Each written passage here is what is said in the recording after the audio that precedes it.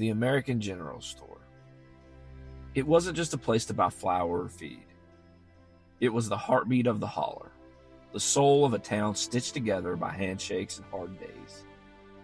Inside those walls, you'd find folks of every background and creed: black, white, indigenous, Asian, Latino, Greek, Muslim, Christian, Jewish, liberal minds and conservative hearts all gathered beneath one roof, trading stories, goods, and truth.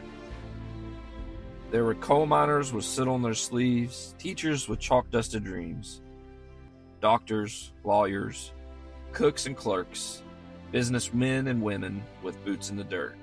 Some smiled wide, some frowned deep. Some were kind, some were curt, some were hard to keep. But all belonged in the rhythm of the store's every day. And one of the finest ever built rose from a poor farming town tucked in the hills of Appalachia, a place where hope was lean but stubborn. That store bore fingerprints of many: Red Raider, Herb Boyer, and the rest. But it was Walter Fay Bryant, known to everyone as Terp, and his steadfast wife Emma, with quiet fire in her step, who steered it through dust, war, and debt, through the hollow ache of the Great Depression and the thunder of World War's wake.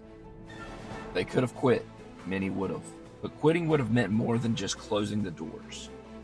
It would have dimmed the lanterns to every home that leaned on the store for more than supply, for dignity, for survival, for the reason to try. The store stood on the bottom, but above it a home was built, where laughter echoed through the floorboards and supper simmered while the world turned slow.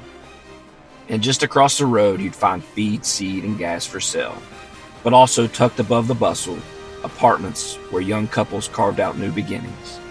Some of the finest in the country, right there in a town most folks overlook.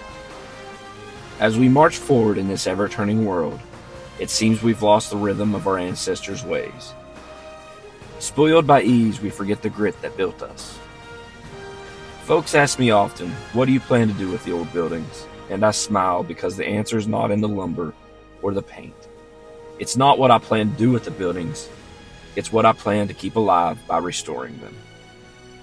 So come along, be a part of a journey that doesn't just restore old buildings, but revives the heartbeat of a time worth remembering. Subscribe to the channel, and let's keep the past alive. One story, one nail, and one prayer at a time.